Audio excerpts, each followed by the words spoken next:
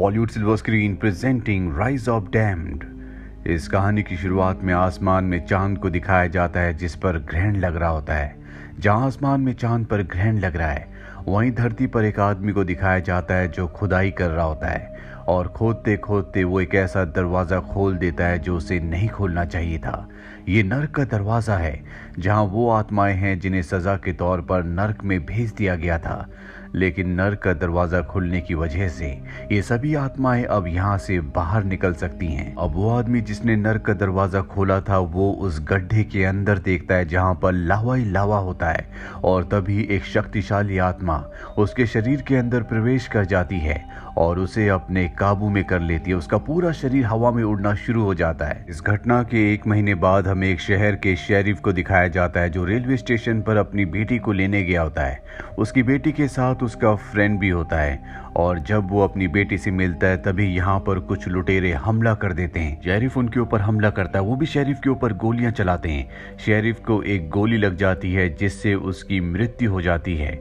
मृत्यु के बाद वो RIPD डिपार्टमेंट में जाता है, यानी कि उसकी आत्मा रेस्ट इन पीस डिपार्टमेंट में जाती है जो कि स्वर्ग है, यानी कि हेवन की जो गेट कीपर होती है। वो जब शेरिफ के बारे में पढ़ती है तो उसे पता चलता है कि उसने बहुत अच्छे काम किए हैं। वो एक शेरिफ यानी कि पुलिस वाला था, इसीलिए वो उसे बताती है कि आज से 1 महीने पहले हेल का दरवाज़ा खुल गया था, जिस वजह से वहाँ पर जितनी भी आत्माएं सज़ा काट रही थी, जितनी भी आत्माएं कैद थी, वो सब की सब आज़ाद हो गई और अब वो अर्थ पर इंसानों के अंदर प्रवेश कर चुकी है और उन्हें अपने हिसाब से कंट्रोल करती है।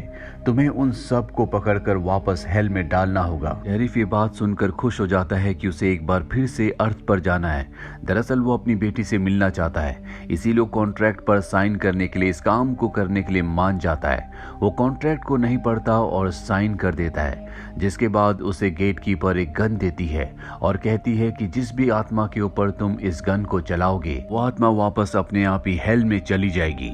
इसके बाद उसे अर्थ पर भेज दिया जाता है। जब वो अर्थ पर पहुंचता है तो जेनी नाम की एक लड़की उसे मिलती है जो उसका इस काम में साथ देगी और अब ये दोनों इस काम को अंजाम देने के लिए निकल पड़ते हैं। वहीं दूसरी तरफ टाउन में दिखाया जाता है जहां पर कुछ लुटेरे हैं वो एक बैंक के अंदर जबरदस्ती घुस जाते हैं, लेकिन वो वहां से पैसे नहीं चुराते बल्कि आदमियों को पकड़कर अपने साथ ले जाते हैं। वहीं शेरिफ को दिखाया जाता है जो जेनी के साथ अपने घर तक पहुंच जाता है। वो अपनी बेटी को देखता है लेकिन जेनी उसे उसकी बेटी के पास जाने से मना कर देती है। वो कहती है कि तुम्हारी बेटी तुम्हें नहीं पहचानेगी। शेरिफ को ये बात समझ में नहीं आती कि उसकी बेटी उसे क्यों नहीं पहचानेगी, जिसके बाद जेनी उसे एक मिरर देती है और जब वो मिरर में अपना चेहरा देखता है तो उसकी शक्ल पूरी तरह से बदल चुकी होती है। दरअसल वो एक लड़की होता है।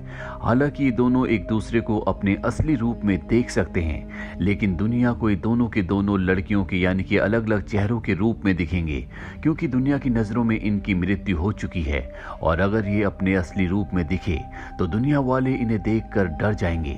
दुनिया में कई सारे सवाल खड़े हो जाएंगे और अब शेरिफ को समझ में आ चुका है कि वो अपनी बेटी के पास गया भी तो उसकी बेटी उसे नहीं पहचानेगी, उसकी बातों पर यकीन नहीं करेगी। शेरिफ इसके बाद जेनी के साथ अपनी कब्र पर जाता है जहां पर उसे दफनाया गया था।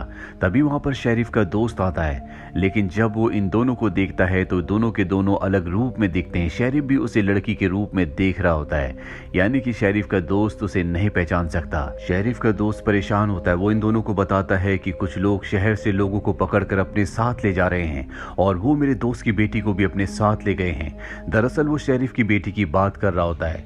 यह सुनकर शेरिफ परेशान हो जाता है और जेनी के साथ अपनी बेटी को बचाने के लिए निकल पड़ता है। इन्हें वो लोग मिल जाते हैं जो सबको पकड़कर अपने साथ ले जा रहे हैं। जेनी उनके सामने जाती है और कहती है कि मेरी बहन पहाड़ी से नीचे गिर गई है, वो बहुत घायल है, उसे मदद की जरूरत है। और ये सब के सब लुटेरे हैं, इनके दिल में दया रहम कुछ भी नहीं है, इसीलिए ये उसकी मदद करने से मना कर देते हैं। जेनी कहती है कि अगर तुमने मेरी मदद की तो इसके बदले मैं तुम्हें अच्छे खासे पैसे दूंगी। वो इन्हें पैसे दिखाती है, जिसके बाद 2 लुटेरे उसकी मदद करने के लिए उसके साथ चल पड़ते हैं, जहां पर वो देखते हैं कि सच में जेनी की बहन नीचे गिरी हुई है जो जख्मी है।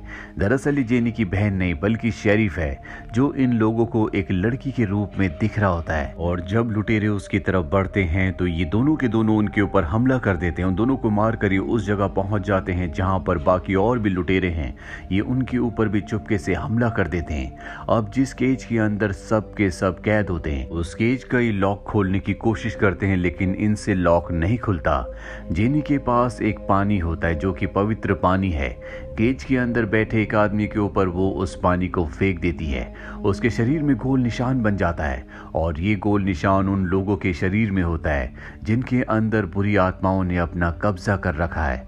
वो आत्माएं जो हेल से भाग गई हैं। अब पवित्र पानी गिरने के बाद उस लड़के के अंदर से बुरी आत्माएं बाहर निकलना शुरू हो जाती है। पूरे के पूरे केज के अंदर फैल जाती हैं, जिससे केज टूट जाता है, सब आजाद हो जाते हैं। लेकिन अब इनके सामने नर्क से भागी हुई बुरी आत्माएं हैं। इससे पहले कि वो इन्हें मार दी, शेरिफ अपनी गन निकालता है जो उसे स्वर्ग के गेटकीपर ने दी थी और उस पर चला देता है, जिससे वो वापस अपनी जगह यानी कि नर्क में पहुंच जाती है। यहाँ पर इन्हें एक लड़का मिलता है जिसका नाम स्लिम होता है। इसके अंदर भी बुरी आत्माएं हैं। शेरिफ उसे गोली मारने वाला होता है, लेकिन जेनी उसे रोकती है।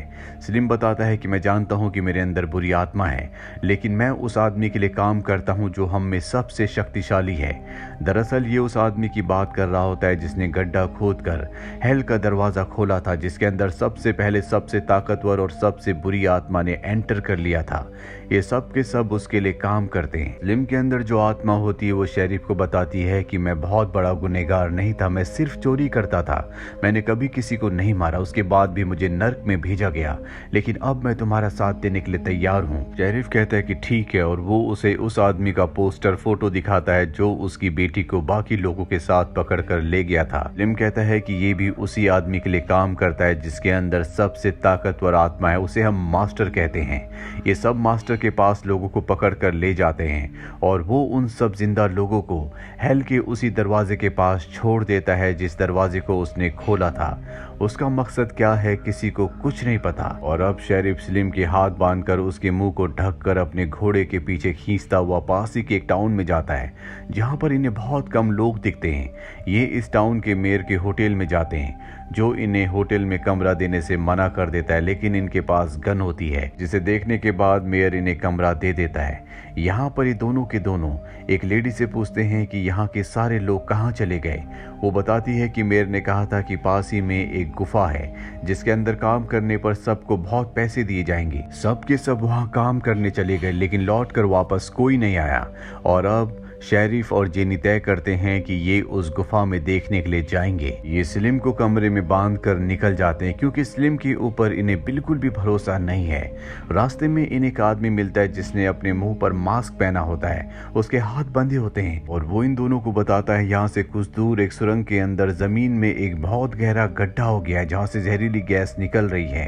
वहाँ पर एक आदमी है जिसने मुझे मास्क दिया था और कहा था कि सुरंग के अंदर बहुत सारा सोना है, जिसके बाद सब के सब वहां पर काम करने के लिए चले गए, लेकिन वहां पर क्या है किसी को कुछ नहीं पता।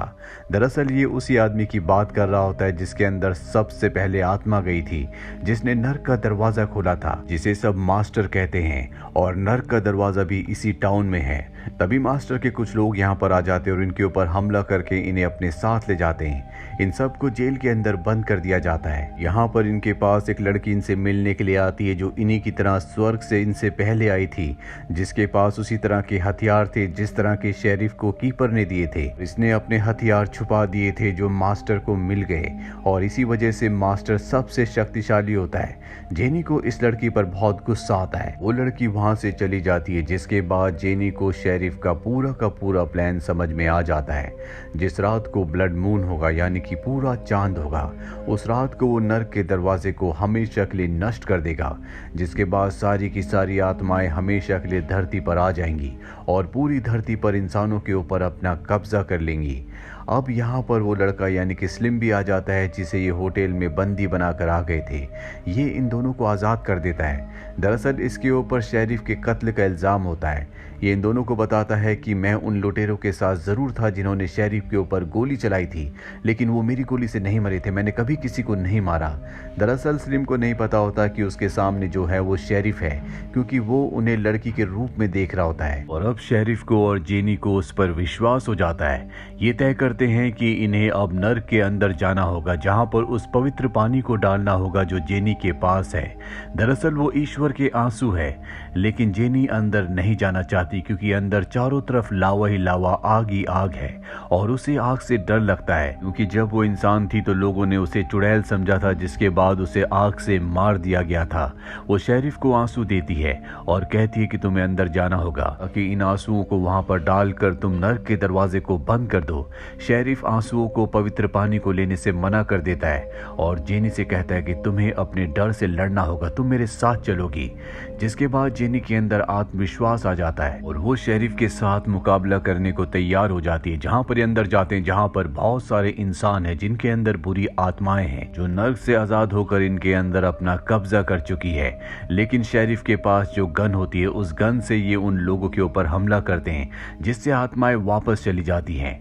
लेकिन मास्टर के जो अंदर आत्मा है वो बहुत ही शक्तिशाली है, इसीलिए वो इनके ऊपर हावी हो रहा होता है। और अब जेन भी वहां पर होती है, जिसके पास ईश्वर के आंसू है। वो उन आंसुओं को नर्क के उस दरवाजे में डाल देती है जहां से सारी बुरी आत्माएं निकली हैं।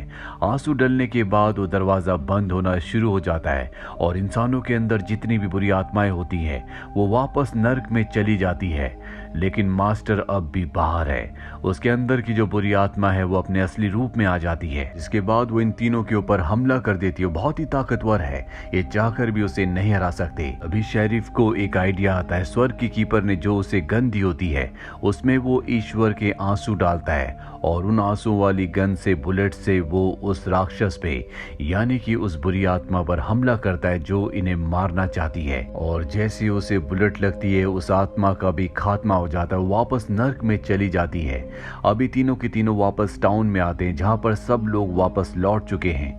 टाउन में एक बार फिर से खुशहाली आ चुकी है। साथ ही टाउन का नया मेयर अब स्लिम को बना दिया जाता है, क्योंकि स्लिम ने बहुत अच्छे काम किए थे। पुराना मेयर बिल्कुल अच्छा इंसान नहीं था, वो एक करप्ट इंसान था, वो लोगों में भेदभाव करता था। स्लिम के अंदर अब भी वो आत्मा होती है जिसे नर्क भेज दिया गया था, क्योंकि उस आत्मा ने स्लिम के अंदर रहकर अच्छे काम किए थे, इसीलिए अब भी वो इस दुनिया में होती है। जेनी उस आत्मा से कहती है कि मैं तुम्हें स्वर्ग में ले जाने की कोशिश करूंगी, लेकिन तब तक तुम्हें इस टाउन में सब लोगों की सेवा करनी होगी, उनकी मदद करनी होगी। ये कहने के बाद शेरिफ और जेनी दोनों यहाँ से निकल जाते हैं। शेरिफ इसके बाद अपनी बेटी के पास जाता है जिसने अपने दोस्त से शादी कर ली होती है। शेरिफ ये देखकर बहुत खुश होता है, लेकिन उसकी बेटी उसे नहीं पहचान सकती, क्योंकि उसकी बेटी उसे एक औरत के रूप में देख रही होती है। हालांकि शेरिफ उसे बताने की भी कोशिश करता है, लेकिन इसका कोई फायदा नहीं है। जेनी उसे अपने साथ ले जाती है और अब शेरिफ कहता है कि मैं वापस स्वर्ग में जाकर आराम करूंगा। जेनी कहती कि शायद तुमने कॉन्ट्रैक्ट को अच्छे से नहीं पढ़ा, अगले 100 सालों तक तुम्हें यहीं धरती पर रहकर लोगों की मदद करनी होगी, RIPD के लिए यानी कि स्वर्ग के लोगों के लिए काम करना होगा, यही तुम्हारा काम है। और इसी के साथ ये फिल्म, ये कहानी यहीं पर खत्म हो जाती है। उम्मीद करते हैं कि ये कहानी आपको पसंद आई होगी।